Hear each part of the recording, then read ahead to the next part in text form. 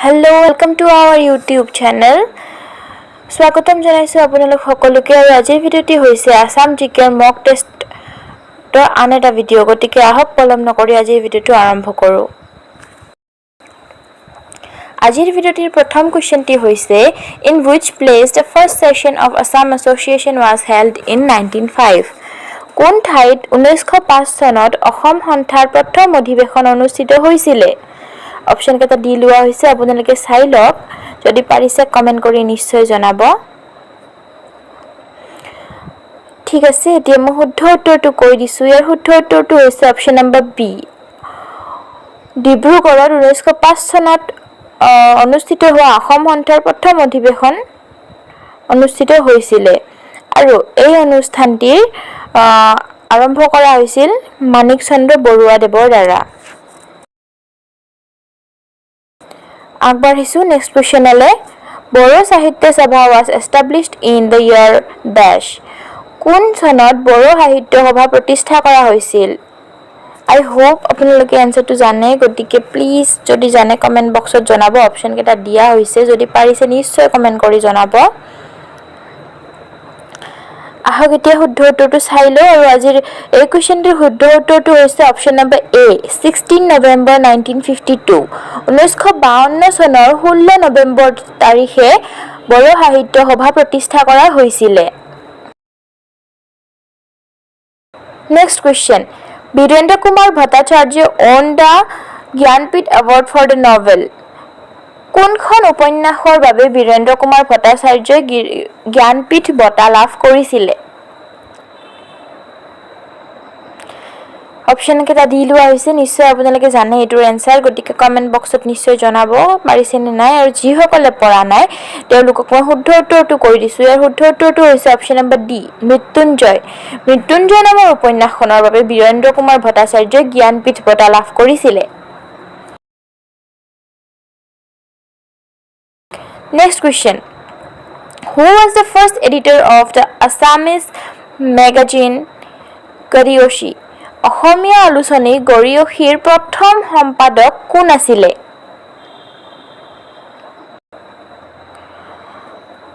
শুদ্ধ উত্তৰটো কৈ দিছো মই ইয়াৰ শুদ্ধ উত্তৰটো হৈছে অপচন নম্বৰ এ চন্দ্ৰপ্ৰসাদ শইকীয়া গৰিয়সীৰ প্ৰথম সম্পাদক আছিল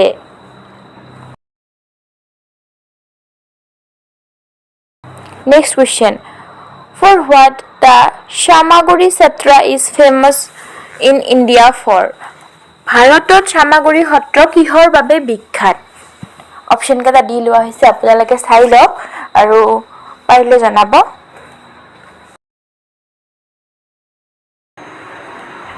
And the correct answer is option number C, mask making.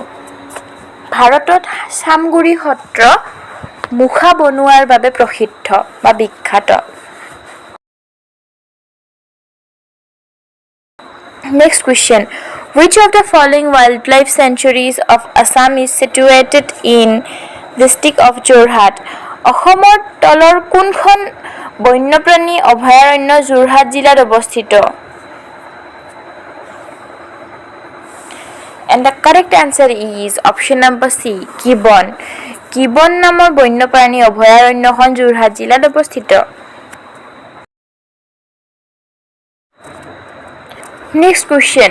Who wrote the poem আঘোণৰ কুঁৱলী কবিতাটো কোনে লিখিছিল অপচন কেটা দি লোৱা হৈছে চাই লওক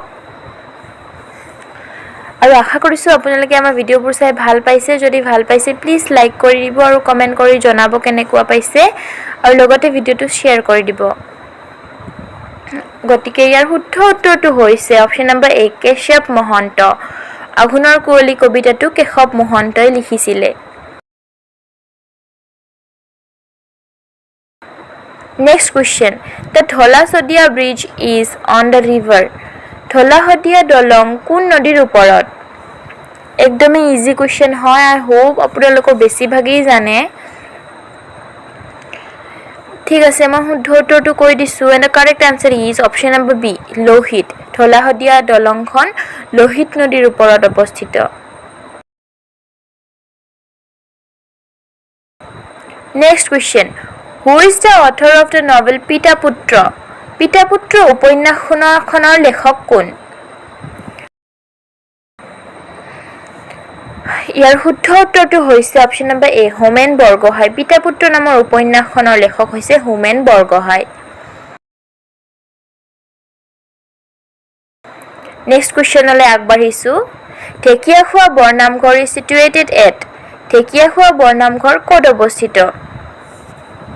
একদমেই ইজি কুৱেশ্যন, আমি অসমীয়াবোৰৰ কাৰণে একদমেই ইজি কুৱেশ্যন এইটো একচুৱেলি। চ' আই হোপ বেছিভাগেই জানে আমাৰ মাজত থকা। যিসকলে জানে প্লিজ কমেণ্ট কৰি জনাব। আৰু ইয়াৰ শুদ্ধ উত্তৰটো হৈছে option number B Jorhat. Dhekiakhowa Bornamghar যোৰহাটত অৱস্থিত। যিসকলে নাজানে তেওঁলোকক জনাই দিছোঁ, এই ঢেকীয়াখোৱা বৰনামঘৰটো যোৰহাটত অৱস্থিত হয়। Next question.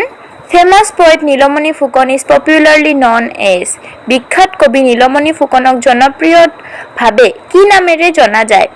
অপশ্যন কেইটা দি দিয়া হৈছে, চাই লওক।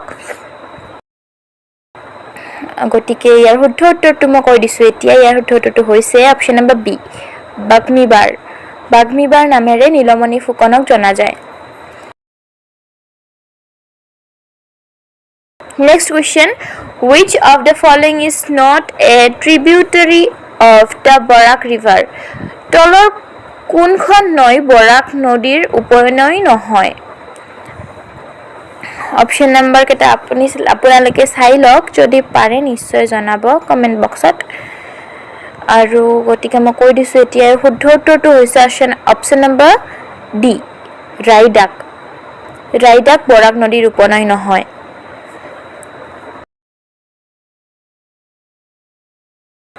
Next question. Naliniwala Devi won Sahitya Academy Award for the book. Naliniwala Deviয়ে কোনখন গ্ৰন্থৰ বাবে সাহিত্য একাডেমী বঁটা লাভ কৰে? অপশ্যন কেইটা দি দিয়া হৈছে, চাই ল'ব, যদি পাৰিছে জনাব। গতিকে যিসকলে পৰা নাই তেওঁলোকক মই শুদ্ধ উত্তৰটো জনাই দিছোঁ। ইয়াৰ শুদ্ধ উত্তৰটো হৈছে option number B Alakananda. Alakananda নামৰ গ্ৰন্থখনৰ বাবে নলিনীবালা দেৱীয়ে সাহিত্য একাডেমী বঁটা লাভ কৰিছিলে।